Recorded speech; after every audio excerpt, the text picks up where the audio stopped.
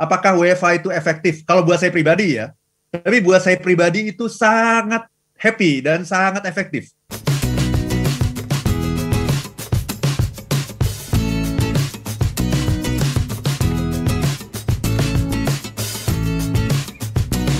Kita mengajak Anda untuk berbincang, membahas, ini kan kita semuanya akhirnya harus mengambil keputusan sudah dari tahun lalu ya. Ada yang mungkin sudah overall semua kantor dari tahun 2020 yang lalu itu sudah memberlakukan WFH. Tapi ada juga yang mungkin separuh begitu ya. Kalau di Smart sendiri, ini Smart Listener kalau di daerah ya karena memang penggawanya sedikit ya WFO. Kalau di Jakarta kita berlakukan nih 50 gitu ya. Kalau misalkan ada teman-teman yang ya sudah flu-flu dikit gitu nggak boleh masuk gitu ya. Mereka harus WFH dan sebagainya. Bagaimana menurut Anda? Apakah efektif atau enggak ya? Anda boleh langsung kasih alasannya dan dikirim ke 0812 11 12 959 atau juga ke YouTube live chatnya bisa Anda pergunakan. Pak Arfan tadi sampai di pertanyaan, kan kalau kita lihat di lapangan ya masih banyak nih ya orang yang membangkang dan sebagainya gitu, nggak mau disuruh WFH tuh juga nggak mau gitu, maunya ya keluar gitu ya, karena kalau nggak keluar nanti nggak bisa pencarian nggak dapat dan sebagainya. Kalau menurut Bapak karena ini perbedaan urgensi, perbedaan pandangan atau gimana sih kalau menurut Bapak? Silakan. Ya, terima kasih Mbak Ola ya. Salah satunya sesungguhnya adalah karena masih banyak orang yang tidak percaya bahwa bekerja itu bisa dilakukan dari rumah. Itu sih sebetulnya gitu. Atau mungkin pernah dicoba work from home, kemudian banyak yang menyalahgunakan gitu. Karena bagi banyak orang juga ini, itu work from home itu dianggap sebagai libur gratis. Betul. Ini masih banyak ketemu nih di banyak perusahaan nih ya. Para pimpinan-pimpinan perusahaan yang mengatakan pada saya, enggak lah, saya sudah coba WFH sekian lama, tidak efektif. Karena orang tidak bisa ditemui, tidak bisa dihubungi, gitu ya. Kemudian semua pekerjaan jadi sulit. Jadi tidak percaya bahwa kita bisa bekerja dari rumah sebetulnya. Yang sama efektifnya dengan bekerja dari kantor. Gitu Mbak Ola. Sekali lagi ini juga tergantung dari sektornya sekali lagi ya. Kita harus tahu mana yang sektor yang esensial, mana yang non esensial. Ini penting sekali ini. Karena kalau kita tidak tahu itu nanti jadi rancu semuanya gitu. Kalau nakes semuanya dari WFH gimana ya? Makanya ya. Jadi ada banyak sekali sektor yang sebetulnya bisa dikerjakan dari rumah atau sektor yang non esensial gitu. Dan manfaatnya yang harus kita jual sesungguhnya adalah manfaatnya Mbak Ola. Ya, gini, 1 tahun ada berapa bulan Mbak Ola? 12. Dengan adanya WFH, 1 tahun itu 13 bulan. Karena mari kita lihat hitung-hitungannya ya. Mari kita lihat hitung-hitungannya. Setiap hari kita berangkat ke kantor itu, kalau saya ya, sama siap-siap ya, kan berangkat ke kantor juga ada persiapannya tuh ya. Siap-siap berangkat ke kantor, sampai di kantor itu 1,5 jam, Mbak Ola. Pulangnya juga 1,5 jam. Ya, bahkan mungkin ada yang lebih daripada itu ya, ada yang sampai 2 jam lebih kan ada ya. Nah, tapi katakanlah kita ambil dalam sehari berangkat 1,5 jam, pulang 1,5 jam. Berarti kita kalau kita WFH sudah menghemat berapa? 3 jam ya? Betul. 3 jam. Itu 1 hari ya? Ya. Kita punya tambahan waktu 3 jam 1 hari. Kalau 1 minggu 3 kali 5. 3 kali 5, 15 jam ya. 15 jam seminggu. Ya. Kalau sebulan 15 kali 4 berapa? Ya sudah ada 70 70 jam. 60 dong. 15 kali 4 kan 60. 15 kali 4 kan? Ya, 60. Iya. Saya berpikirnya tadi 15 kali 4. 15 kali 4 ya? 14 kali 5 ya. Ya, oke. Ya, 15 kali 4, 60. Padahal ada juga yang 5 minggu juga ada kan ya dalam sebulan ya. Tapi kita katakanlah 4 lah. 15 kali 4 berarti 60 jam. 60 jam dalam sebulan. Setahun ada berapa bulan? 12 kan? Berarti 60 kali 12 berapa? Banyak. Ini matematikanya berapa nih dulu ya waktu sekolah ya? 60 kali 12 itu 720 Mbak Ola.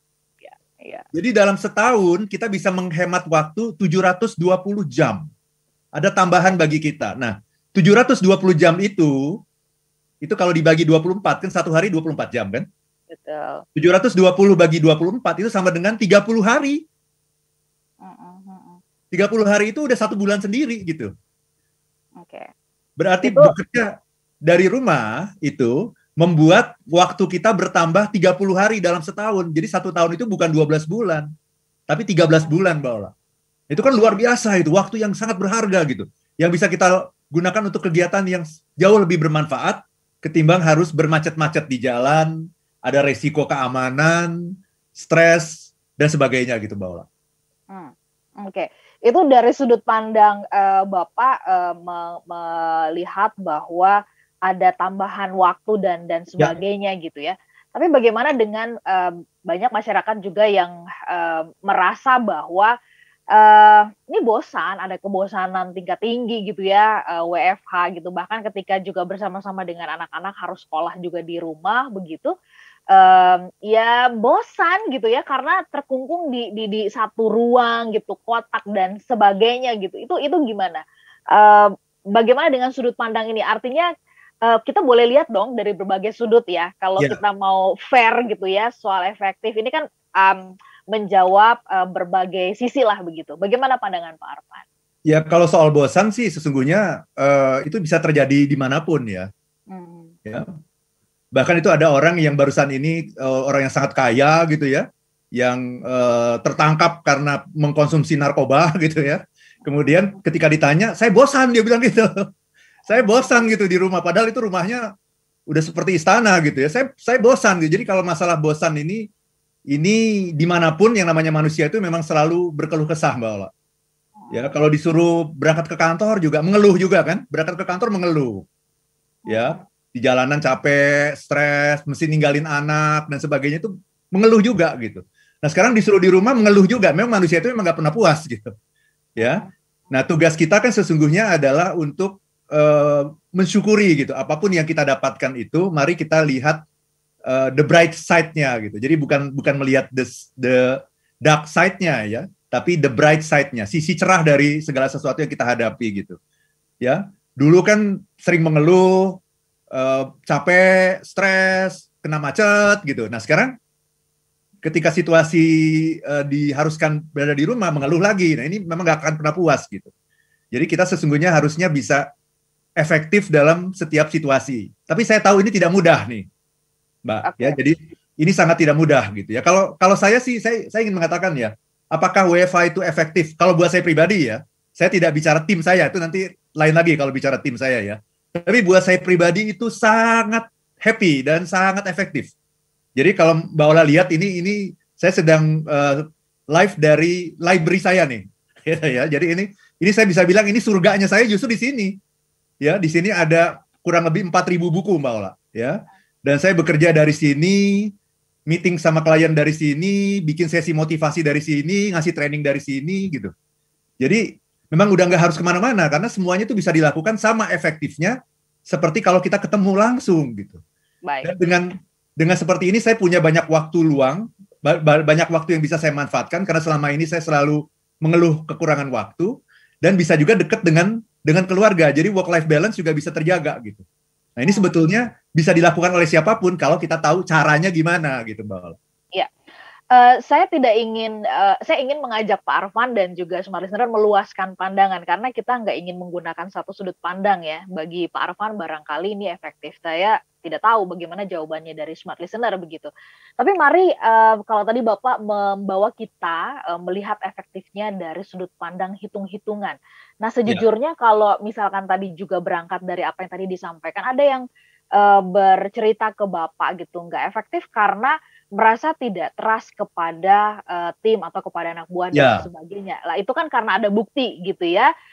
Bagaimana dengan soal produktivitas? Dilihat dari produktivitas pekerjaan, laporan dan sebagainya begitu. Kalau kita pakai sudut pandang ini, sudut pandang orang yang mengeluhkan itu gitu loh Pak Arfan, supaya lebih luas. Jadi nggak merasa orang yang nggak efektif ini nih kayak disudutkan gitu ya. Oke.